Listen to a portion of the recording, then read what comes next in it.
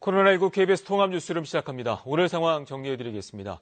대구 지역의 확산세가 꺾인 반면 수도권을 중심으로 산발적 집단 감염이 이어지고 있습니다. 현재 누적 확진자는 8,300여 명인데요. 해외 상황은 갈수록 심각해지고 있습니다. 특히 이탈리아를 중심으로 유럽 지역의 확산세가 무섭습니다. 먼저 재난방송센터 연결해서 코로나19 상황 점검해 보겠습니다. 이혜진 기자, 현재 상황 전해주시죠. 네, 국내 코로나19 확진자는 8,320명입니다. 오늘 0시 기준으로 정부가 발표한 수치입니다. 어제보다 84명이 늘었는데 신규 확진자는 사흘째 두 자릿수입니다. 사망자는 81명인데 자체단체의 추가 발표가 있어서 더 늘어날 것으로 보입니다. 지역별 신규 확진자를 보겠습니다. 서울이 12명, 경기도 31명 등 수도권이 모두 44명입니다. 수도권에서 오늘 신규 확진자의 절반 이상이 나온 건데요. 대구 신천지 교회와 관련한 확산세가 꺾인 반면에 수도권 중심으로 집단 감염이 산발적으로 계속 발생했기 때문입니다. 서울 구로 콜센터와 관련해서 최소 134명이 확진 판정을 받았고 경기도 성남 은혜강 교회와 관련해서는 최소 54명의 확진자가 나왔습니다. 이번엔 전 세계 추이를 보겠습니다. 해외 감염으로 추정되는 국내 확진자들을 시기별로 분류한 건데요. 1월 말부터 2월 중순까지는 중국과 싱가포르 등 아시아 국가를 방문한 뒤 코로나19에 감염이 됐습니다. 하지만 2월 말부터는 여기에서 파란색으로 표시된 부분입니다. 이탈리아, 프랑스 등 유럽과 관련된 확진 사례가 발생하기 시작했고 최국에는 대부분을 차지하고 있습니다. 해당 국가들의 코로나19 확진자가 크게 늘었기 때문입니다. 전 세계 주요 국가의 확진자 상황을 보겠습니다. 오늘 오전 9시 중앙방역대책본부의 발표 내용 기준인데요. 최근 빠르게 확진자가 늘어나고 있는 이탈리아는 어제 하루에 확진자가 3,200명 이상 늘었습니다. 누적 확진자는 2만 8천 명 수준입니다. 그리고 스페인은 9천 명을 넘어섰습니다. 중국을 제외한 전 세계의 코로나19 확진자 그리고 사망자가 각각 중국보다 많아진 상황입니다. 해외에서 코로나19에 감염돼 귀국하는 경우에 대한 방역 그리고 국민들의 해외 이동 자제가 요구되고 있습니다. 지금까지 재난방송센터에서 KBS 뉴스 이혜진입니다. 사망자가 늘어서 84명이 됐다는 소식이 들어와 있습니다. 이번엔 수도권 집단 감염 소식 알아보겠습니다. 경기도 은혜강 교회에서 5명의 추가 확진자가 나오면서 모두 54명이 확진 판정을 받았습니다. 이 가운데는 정수기 필터 교체 직원 등 다양한 직업군이 포함돼서 지역 감염 우려가 나오고 있는데요. 경기도는 예방수칙을 지키지 않은 137개 교회에 대해 다시 어길 경우 예배를 전면 금지하겠다는 행정명령을 내렸습니다. 보도에 이승재 기자입니다. 예배에 참석했던 한 60대 여성은 정수기 필터 교체 직원입니다. 지난 8일 예배에 참석하고 이틀 뒤 필터 교체를 위해 아파트 단지 4곳을 돌았습니다. 다음 날 증상이 나타났지만 다시 수십 세대를 돌고 이틀 뒤 확진 판정을 받았습니다. 불안하죠. 정부에 이렇게 해서 협조를 해줘야 되는데 협조를 안 하고서 이렇게 되니까 이게 무슨 난리입니까 이거. 저도 불안해요. 필터 교체 직원의 남편도 확진 판정을 받았는데 서울의 대형 농수산물 시장에서 일한 것으로 파악됐습니다. 또 하루 수백 명이 드나드는 용인 운전면허 시험장 신체 검사실 직원 1명도 확진된 신도입니다. 주변 직원들은 음성 판정을 받았지만 검사실을 다녀간 사람들은 정확히 파악되지 않고 있습니다. 지역사회 접촉자에 대한 추가 조사를 진행하고 있습니다. 지역사회 접촉자에 대한 조사가 진행되면서 확진자 수가 늘어날 가능성이 있으며 의정부와 천안 등에선 은혜강 교회 신도 여러 명이 추가로 확진 판정을 받았습니다. 교회 측이 분무기로 신도들 입등에 소금물을 뿌린 것이 이 같은 집단 감염의 원인으로 지목된 바 있습니다. 잘못된 정보를 믿고 이런 행동을 한 사람은 목사의 부인으로 확인됐습니다. 경기도는 2m 거리 두기 등 예방수칙을 지키지 않은 도내교회 137곳에 대해 다시 어길 경우 예배를 전면 금지하겠다는 행정명령을 내렸습니다. 위반한 교회에 대한 집회 전면 금지로 조치가 강화되고 300만 원 이하의 벌금이 부과될 수 있습니다. 종교 집회에서 확진자가 발생할 경우엔 감염자 치료비 등 구상권까지 청구하겠다는 방침입니다. KBS 뉴스 이승재입니다. 미국 내에서도 확산세가 계속되면서 각 주에서 음식점과 주점 영업을 정지시키는 이른바 셧다운 조치가 시작됐습니다. 저녁이면 사람들로 붐비던 유명 관광지와 번화가는 인적이 끊겼는데요. 미국 메릴랜드주의 셧다운 현장을 금철영 특파원이 돌아봤습니다. 제가 있는 이곳은 미국 메릴랜드주의 대표적인 관광지 내셔널 하버입니다. 지금은 저녁 7시를 간 넘긴 시간인데요. 평소 같으면 거리가 불야성을 이루고 이 링컨 대통령 동상 옆에서 기념사진을 찍는 관광객들로 붐벼야 할 그런 시간입니다. 건너편 옷가게를 한번 가볼까요? 옷가게 같은 일반 소매점들은 셧다운 대상이 아닙니다. 하지만 덩달아서 가게 문을 닫았습니다. 도로를 한번 보실까요? 지나다니는 자동차도 거의 없습니다. 마치 이동 제한이나 통행 금지가 내려진 것처럼 보입니다.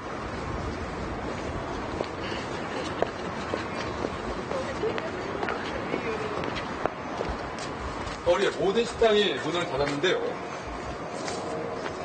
이번 사태가 끝날 때까지 문을 닫는다. 다시 문을 열기를 희망한다라는 안내문만이 붙어 있습니다. 메릴랜드주는 2시간 전부터 식당과 주점, 영화관, 그리고 체육시설 모든 영업을 중단시켰습니다.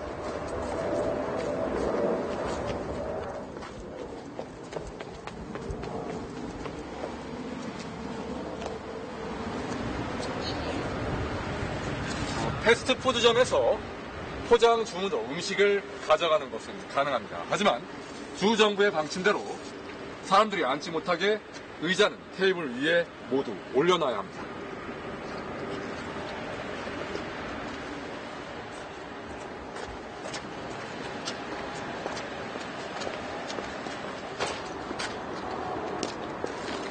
내셔널 하버의 상징인 대관람차는 영업을 하고 있습니다. 직원에게 왜 운행을 중단하지 않느냐라고 물어봤는데 사람들이 많이 몰리지 않아서라고 답변을 했습니다. 사람들이 많지 않아야 영업을 계속할 수 있는 기가 막힌 상황. 지금 미국이 처해 있는 현실입니다. 메릴랜드주 내셔널 하버에서 KBS 뉴스 금철입니다. 프랑스에서도 상황이 악화되자 프랑스 정부가 외국인 유학생들에게 자기 나라로 돌아가라고 권고했습니다. 각국의 국경 폐쇄와 이동 제한 조치가 내려진 가운데 우리 교민들과 유학생들의 귀국 행렬도 이어지고 있습니다. 이 소식은 파리 양민호 특파원이 전해왔습니다.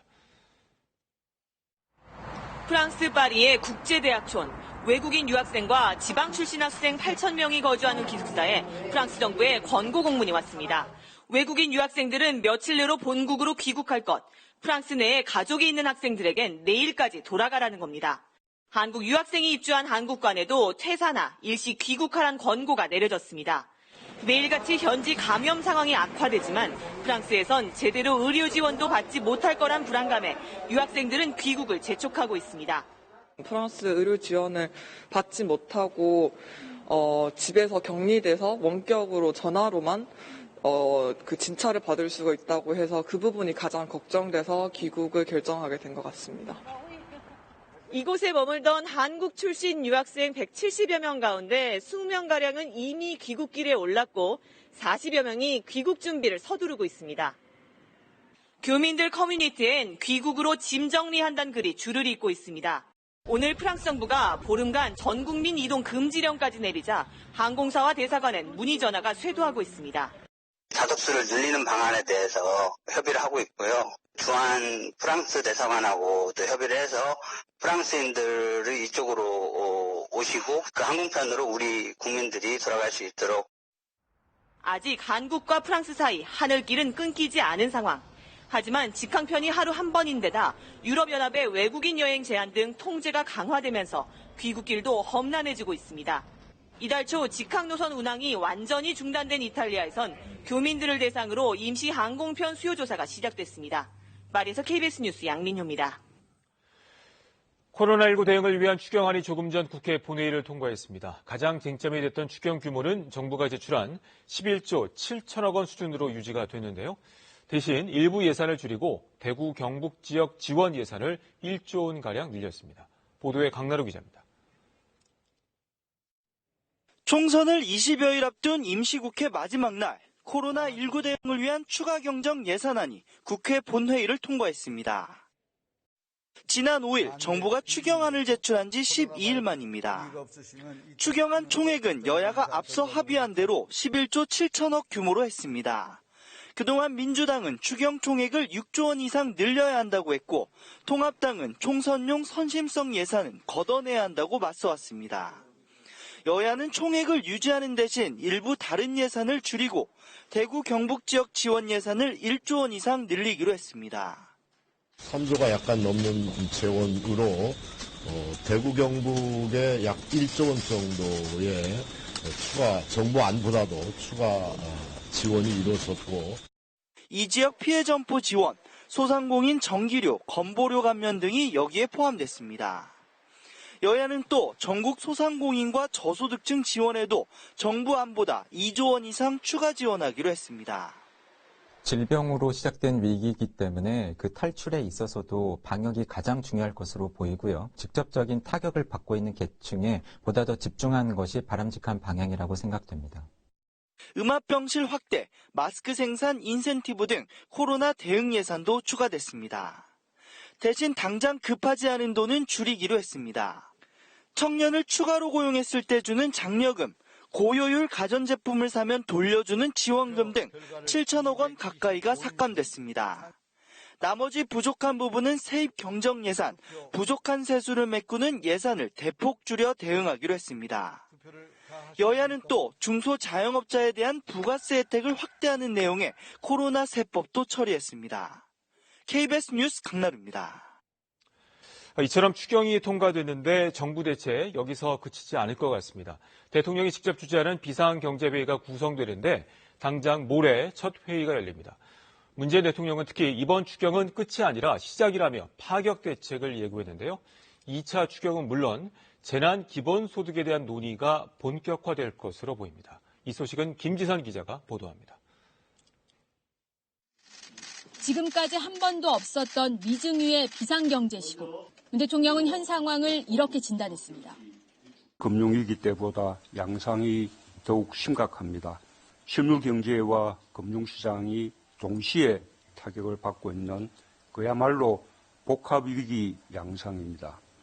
비상이란 단어를 14번이나 언급하면서 경제 중대본 역할을 할 비상경제회의를 구성하라고 지시했습니다.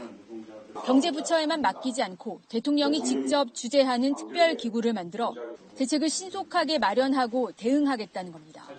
첫 회의는 모레 청와대에서 열립니다. 경제장관들, 청와대 경제라인 참모들, 여당 인사 등 당정청 핵심 인사들이 참석할 것으로 알려졌습니다. 문 대통령은 여기서 논의될 정책 방향에 대해 취약계층을 우선하는 전례 없는 파격 대책이라고 설명했습니다. 특히 이번 추경은 끝이 아니라 시작이라고 했는데 2차 추경은 물론 재난 기본소득에 대한 논의가 본격화될 것으로 보입니다. 대책이 파격적 수준에서 추가로 강구되어야 한다는 요구가 높습니다. 불가피하다면 더한 대책도 망설이지 말아야 할 것입니다. 위기 극복을 위해 전 국민에게 100만 원씩 지급하자는 이재명 지사 제안, 소득 하위 50%에게 60만 원을 주자는 박원순 시장의 제안에 대해 문 대통령은 토론해보자며 검토 가능성을 열어뒀습니다. 정부 고위 관계자는 문 대통령이 취약계층 우선이란 원칙을 밝힌 만큼 박원순 시장 제안에 무게가 실리는 상황이라고 전했습니다. KBS 뉴스 김지선입니다. 전국의 유치원과 초중고등학교의 개학이 다음 달 4월 6일로 또 미뤄졌습니다. 방학이 보름가량 짧아지게 되는데요. 수능 시험을 비롯해서 내신 등 학사 일정에 차질이 불가피해졌습니다. 보도에 천효정 기자입니다. 학생이 없는 텅 빈 교실, 당분간 계속됩니다. 학생이 있는 가정에 힘겨운 시간도 이어집니다. 그냥 애들끼리 놀라 그러고 그냥 중학교 2학년, 초등학교 6학년, 영어 학원만 다니나 보더라고. 전국의 유치원과 초중고교, 특수학교의 개학이 다음 달 6일로 늦춰졌습니다. 세 차례나 개학이 연기되면서 학사 일정은 5주나 늦게 시작됩니다. 초중고등학교의 법정 수업 일수는 190일입니다. 최대 10일까지 줄일 수 있게 됐지만 학사 일정에 차질이 불가피합니다. 매년 4월 말에서 5월 초 치러지던 중간고사도 미뤄지거나 수행평가로 대체될 전망입니다. 7월 중순부터 8월 중순까지 4주 동안이던 여름방학도 올해는 2주로 줄 가능성이 큽니다. 학사 일정이 순차적으로 늦어지면 대입 일정 조정도 불가피합니다. 우선 오는 31일 발표 예정이던 대학 수학능력시험 시행 기본계획의 발표 시기가 늦어질 수 있습니다. 또 매년 8월 31일인 고3 학생들의 1학기 생활기록부 작성 마감일도 미뤄질 수 있는데 이렇게 되면 대입 수시 모집 일정도 함께 늦춰집니다. 불안하기도 하고 손해보는 느낌도 있고 선생님들도 계속 상황이 바뀌니까 어떻게 해야 되는지 잘 모르시는 것 같기도 하고. 더 큰 문제는 앞으로 코로나19 확산세에 따라 개학 일정이 또 바뀔 수 있다는 겁니다.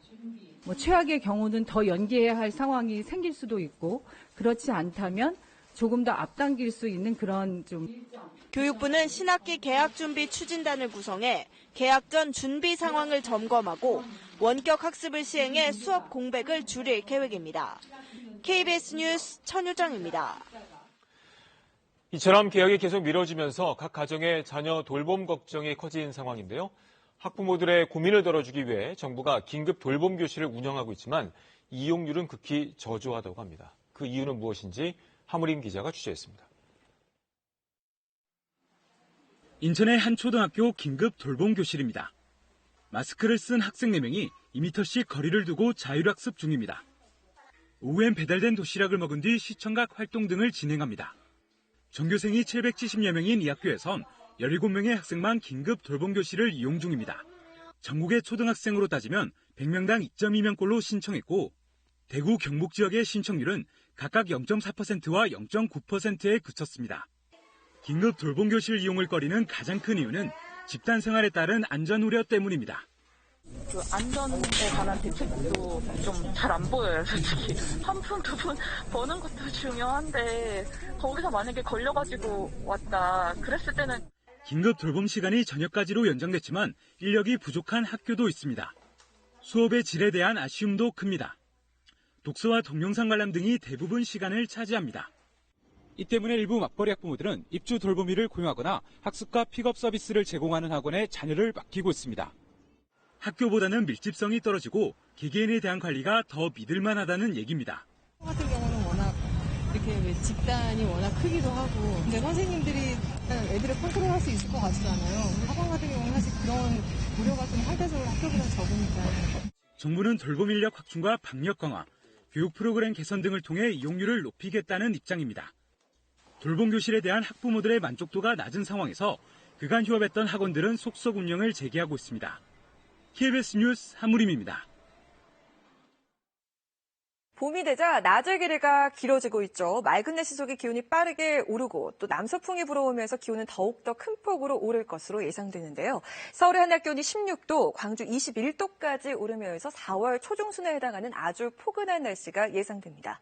대기 정체가 이어지면서 수도권과 강원 영서, 충청과 전북 등의 미세먼지 농도가 나쁨 수준까지 오를 것으로 예상됩니다. 아침 기온 철원 영하 3도, 서울 영상 3도, 광주 5도, 창원 4도로 출발하겠고요. 낮 기온 아주 큰 폭으로 올라서 남부지방을 중심으로 20도에 육박하는 곳이 많겠습니다. 철원 15도, 세종 19도, 광주 21도, 부산 17도가 되겠습니다. 물결은 동해 먼바다에서 최고 3m로 높게 일겠습니다. 목요일에는 내륙 곳곳에 비 소식이 나와 있는데요. 이 비가 내리기 전까지 대기의 건조가 이어지겠습니다. 산불 사고 주의하셔야겠습니다. 날씨였습니다.